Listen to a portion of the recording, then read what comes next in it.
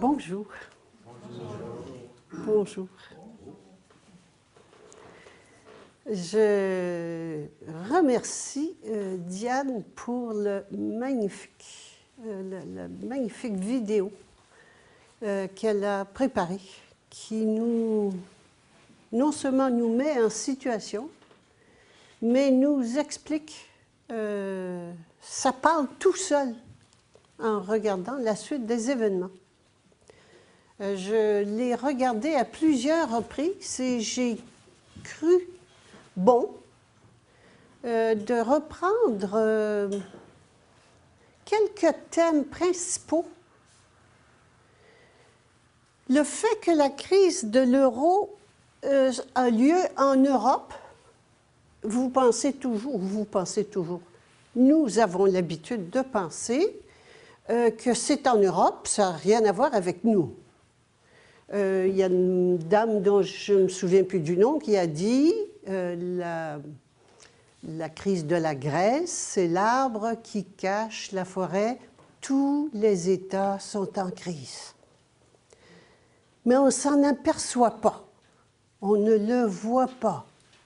Il est donc important de comprendre comment ça se passe. Qu'est-ce qui se passe? Ce n'est pas la télé ni les journaux qui vont vous donner l'heure juste. Pourquoi? Parce qu'ils sont tous la propriété des banquiers. Et que ce sont les banquiers qui créent les crises.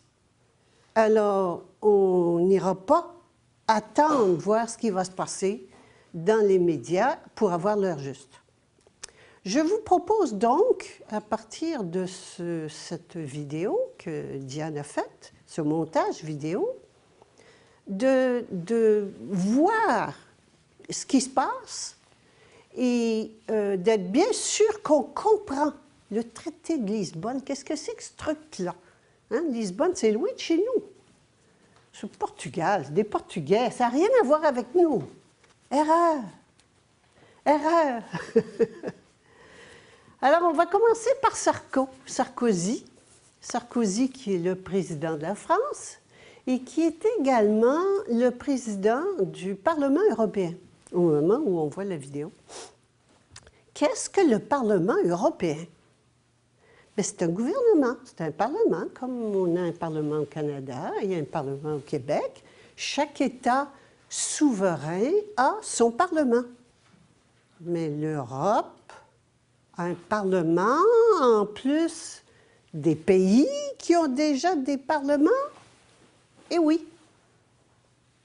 Et ce que vous avez vu n'est rien d'autre qu'un transfert de pouvoir des parlements des pays, du Parlement des pays au Parlement européen. Comment cela se fait-il? Et c'est important, parce que c'est exactement la même chose qui se passe en Amérique. L'Union de l'Amérique du Nord, qu'est-ce que c'est? La même chose. C'est la même chose que l'Union européenne en Europe. C'est donc l'Union, pour le moment, c'est l'Union du Canada, des États-Unis, du Mexique, et éventuellement de tous les pays d'Amérique du Sud. C'est quoi une union?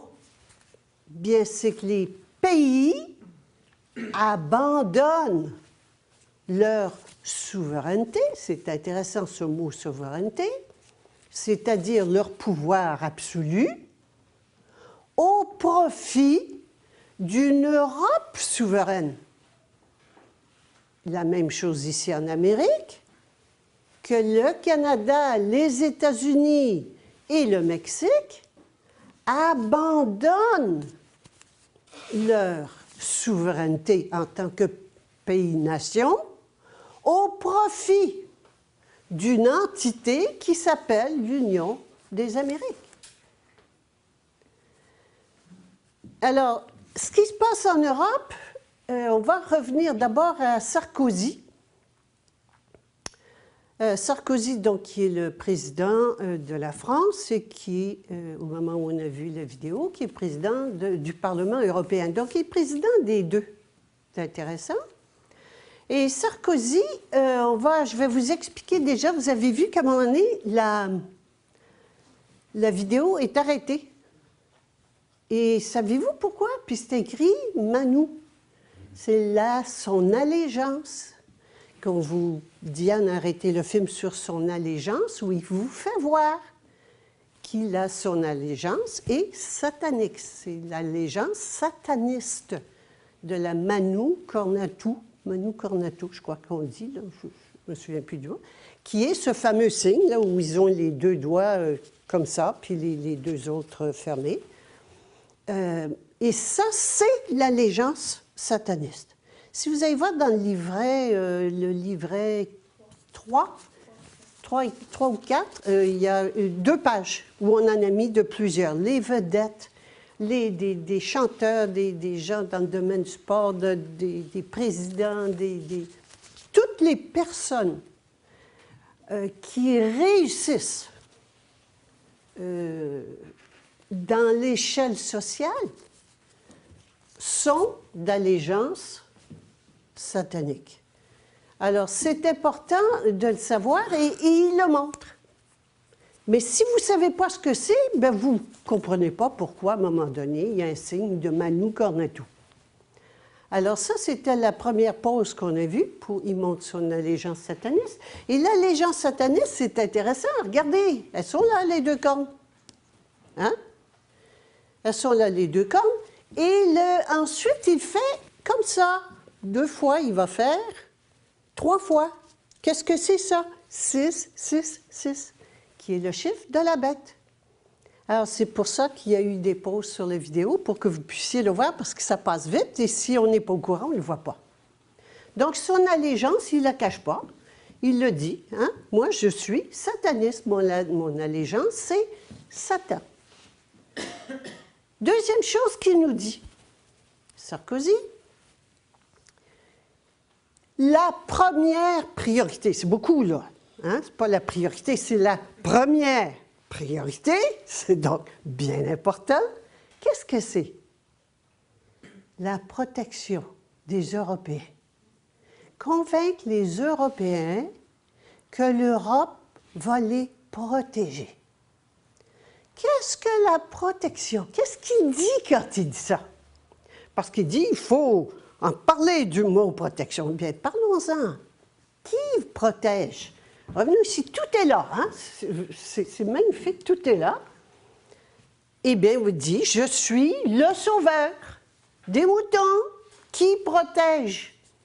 C'est le sauveur. Qui protège qui? Bien, qui protège les moutons. Alors, ce qu'il dit aux gens, c'est l'Europe va protéger les Européens. Et il confirme, et c'est important que vous vous mettiez dans la peau des gens qui gouvernent le monde. Vous ne pouvez pas penser comme vous pensez aujourd'hui si vous voulez comprendre ce qu'ils vivent. Et ces gens-là, pour ces gens-là, nous sommes des animaux. Et ils ont un cheptel humain à gérer. Et on est des animaux. Et c'est ce qui est venu nous confirmer. Il faut donc protéger les pauvres moutons qui sont de pauvres créatures peureuses, imbéciles. Alors c'est important, c'est comme ça qu'il pense. Et il dit, ça a toujours été. Ça a toujours été. À chaque fois qu'il y a eu des systèmes publics de gouvernement, ça a toujours été la fonction de ces systèmes-là, c'est d'assurer la protection du peuple. Alors, c'est important, là. Il va falloir que nous, on commence à se demander, est-ce qu'on veut être protégé? Protégé de qui? Ah, il y a un ennemi. Qui est l'ennemi? Eh bien, il suffit donc de créer un ennemi. Et là, vous allez comprendre Toute la tactique est tellement simple. Il suffit pour le berger de faire croire qu'il y a un loup pour faire ce qu'il veut avec les moutons. Si vous dites aux moutons, il y a un loup, qu'est-ce qu'ils font les moutons? Tous, ils viennent. Hein? Ils viennent en courant à la bergerie et vous faites ce que vous voulez avec. C'est ça la politique.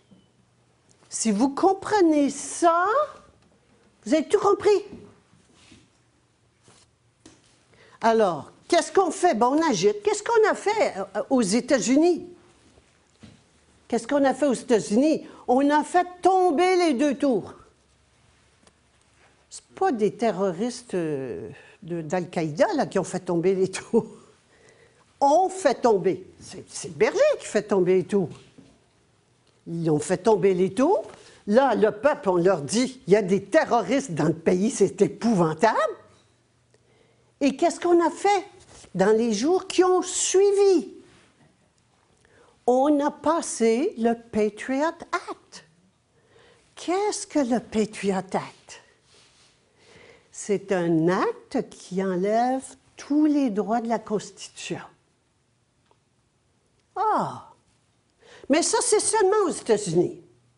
Qu'est-ce qu'on a fait en Europe? Ça s'appelle le traité de Lisbonne, l'équivalent. C'est l'équivalent. Le traité de Lisbonne. Et c'est absolument la même chose. Il n'y a plus donc, il n'y a plus de souveraineté des pays et il n'y a plus d'élections démocratiques. Les représentants, donc les députés, les représentants ou non pas les présidents, mais les gens ce qui équivaut aux députés du Parlement européen, ce sont des gens qui sont nommés et non pas élus. Et qu'est-ce qu'il nous a dit, Sarkozy? Ben, il nous a dit, l'Europe, on a fait un référendum en 2005. Ils ont dit non. La France a dit non. Il y a des pays qui ont dit oui, puis il y en a qui ont dit non. Et la France a dit non. Mais dis-moi, j'ai pris mes responsabilités. Vous l'avez entendu tout à l'heure. Hein? Comme un bon petit coq français. J'ai pris mes responsabilités et j'ai dit quoi? C'est pas le peuple qui va décider. On va décider, ce sont les parlementaires qui vont décider de la gestion des pays. Et qu'est-ce qu'il a fait? Bien, il a passé outre le référendum. C'est tout. Il y a du référendum, mais ils disent non, mais on le fait quand même. Et il est allé signer, donc ça c'était en 2005, c'est important. 2005, le référendum où les gens ont dit non, on n'en veut pas. On n'en veut pas du Parlement européen, on ne veut pas de la Constitution européenne. Puis en 2007, il signait, dans le beau décor que vous avez vu tout à l'heure, il signait le document, la Constitution européenne. Alors cette Constitution européenne qui s'appelle le traité de Lisbonne, c'est une charte qui remplace la charte et la Constitution de tous les pays membres. Ça veut dire que les constitutions de chaque pays ne tiennent plus, c'est fini. La même chose aux États-Unis avec le Patriot Act, les droits de la Constitution ne tiennent plus. Et si vous lisez le traité de Lisbonne, bon, c'est beau, ceci garantit tout ça, puis il y a une annexe où on nous explique ce que chacun des termes veut dire.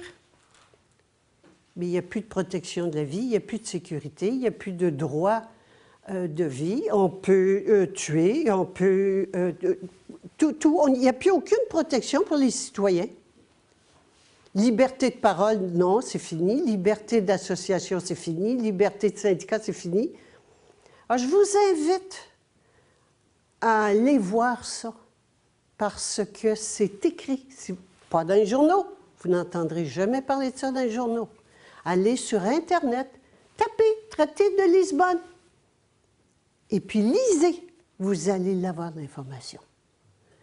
Et vous allez ouvrir des yeux grands comme ça. Alors, il y a toujours deux choses quand vous allez sur Internet. Il y a la version officielle. Regardez d'où ça vient. Si ça vient du gouvernement, ou bien des organisations publiques, ou bien des banquiers, de tout ce qui est en collusion, bien, c'est pas là que vous allez avoir la vraie information. La vraie information, vous les avez dans des sites d'information alternatives. Mais je vous invite à aller voir, les cheveux vont vous monter droit sur la tête. Même le rétablissement de la peine de mort. Un policier qui tire sur quelqu'un dans la foule, c'est correct, ça. C'est pas interdit, c'est plus de la mort, là, ça, c'est plus un meurtre. Alors, vous allez découvrir ce qui se passe et comment le berger compte traiter ses moutons. Voilà pour Sarkozy. Il est, et pour le traité de Lisbonne, j'ai beaucoup aimé le mariage à la fin. Honeymoon, hein? On est en lune de miel. Alors, hey, Angela! C'était une... Bon, il y a Angela qui se retourne et qui vient. Alors, Nicolas et Angela qui sont en honeymoon. Alors, qu'est-ce que ça veut dire? Deux pays qui sont toujours fait la guerre et qui sont maintenant des nouveaux mariés, qui sont l'Allemagne et la France. Oui, donc vous pouvez voir que tous les pays, les chefs d'État, sont en collusion. Et c'est cela, la collusion et corruption, le premier ingrédient pour faire un assassinat économique, comme nous expliquait Perkins. Sont en collusion, ils se tiennent les coudes, ils sont tous vendus, ils sont des satanistes, n'oubliez pas, ils travaillent pour Satan. Et Satan, c'est le dieu de l'argent, c'est le dieu du pouvoir, d'un faux pouvoir, faux argent, dieu du mensonge. Et donc, j'ai trouvé intéressant de voir qu'on parle carrément de lune de miel. C'est important pour les Européens, ce rapprochement franco-allemand, parce qu'il y a eu deux guerres, comme vous savez, les deux premières guerres sont faites entre l'Allemagne et la France, en grande partie la France et d'autres pays. Et donc, de voir un rapprochement, ça rassure les gens qui ont connu la guerre qu'il n'y aura pas d'autres guerres. Moi, je me souviens, j'ai une bonne amie française, puis au moment où Maastricht a commencé, Maastricht a été le début de l'unification de l'Europe. Moi, j'ai vu ça, ça crevait les yeux, mais... Et j'ai discuté avec une amie, puis je disais, mais tu ne vas pas voter oui. Ça, c'était au premier référendum, bien avant celui-ci. J'ai dit, tu ne vas pas voter oui à Maastricht. Elle m'a dit, moi, j'ai connu la guerre avec les Allemands et plus jamais je veux connaître la guerre. Qu'est-ce qu'elle me dit? Ben, ça voulait dire, comme on va être en collusion, hein, l'Europe unie, donc les Allemands ne vont plus nous attaquer. Mais c'est pas là que ça se passe. Et n'oubliez pas, et on va arriver à Perkins, Perkins qui nous dit qu'il s'agit du le premier global, hein, global empire, le premier empire mondial. On est en train d'y arriver. On n'a pas besoin d'armée. On a des nouvelles façons de faire. Alors, les armes, qu'est-ce que c'est? L'endettement, la dette. On a des nouvelles munitions pour nos armes. Vous avez vu le fusil tout à l'heure, la munition, qu'est-ce que c'est? L'usure, les intérêts de la dette. Et le troisième, on a des nouveaux soldats. Qu'est-ce que c'est? Des assassins économiques.